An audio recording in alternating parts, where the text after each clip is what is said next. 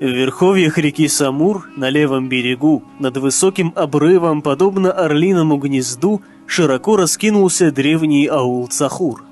Гребень, на котором расположен аул, имеет большой перепад. Верхняя северная точка находится на высоте 800 тысяч метров над рекой, тогда как нижняя, южная, на высоте 200-300 метров. Такое ступенчатое расположение домов служило дополнением к общей труднодоступности аула.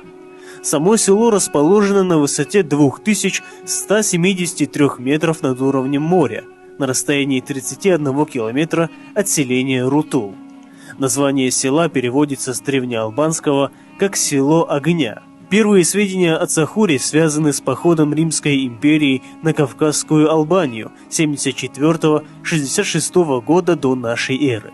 После распада Кавказской Албании Цахур упоминается как столица царства Лакс. С 7 по 16 века Цахур являлся столицей Цахурского ханства, оставшегося неподвластным монгольскому завоеванию.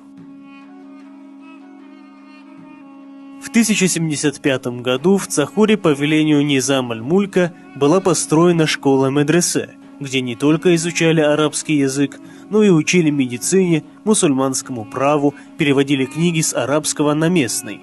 Цахурское медресе было первым средневековым университетом на Северном Кавказе. Совсем недавно отпраздновали 940-летие этого медресе. Известный арабский географ Закария аль-Казвини пишет о Цахуре, что это большой город, густонаселенный. Он главный город страны Лакзан. Холод в нем очень силен.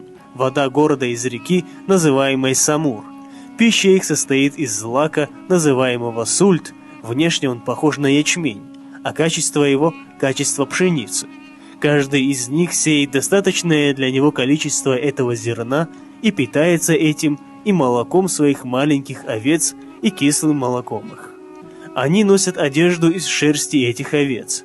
Нет у них начальника, но есть у них проповедник, который молится с ними согласно учению имама Аш-Шафии.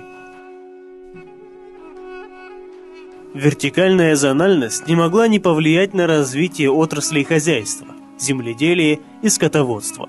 Жители высокогорного Цахура благодаря огромным усилиям сумели использовать малоудобные горные склоны и превратить их в пахотные участки.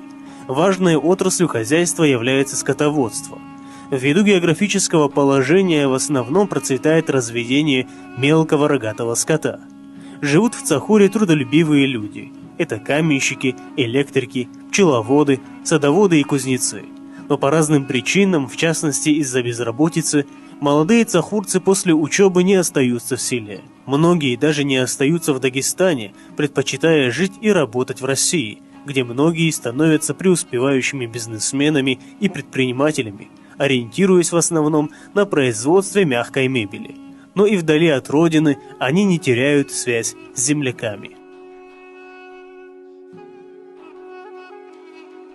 Немало лишений пришлось испытать населению Дагестана из-за болезней и стихийных бедствий. В январе 1668 года, в субботний день, на жителей Южного Дагестана и Азербайджана обрушилась страшная беда. Неожиданно разразившееся землетрясение в один миг разрушило десятки населенных пунктов. Селение Цахур также подверглось основательному разрушению. Были разрушены почти все дома и самое прочное сооружение селения – здание главной мечети. Под обломками тогда погибло 110 человек.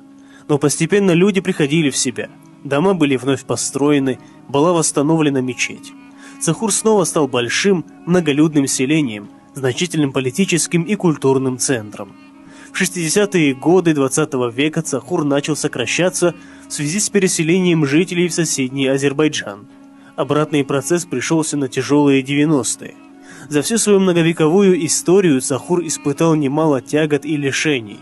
В результате схода серии снежных лавин в 2003 и 2005 годах были снесены школа и несколько домовладений. И каждую зиму жители живут в постоянной тревоге.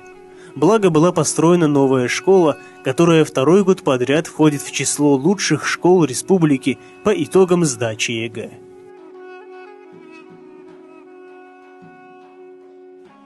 По данным посемейных списков жителей Самурского округа, в 1864 году в Цахуре насчитывалось 86 семей. На 1873 в этом живописном селе проживали 878 человек. Ныне в Цахуре, в котором в свое время было 12 тысяч домов, всего 35 домов.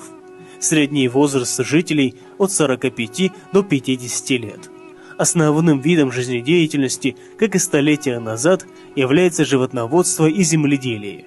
Несмотря на тяжелые условия жизни, постоянные перебои электричества, плохие дороги, отсутствие мобильной связи, ручную заготовку дров и сена и многое другое, цахурцы полны оптимизма.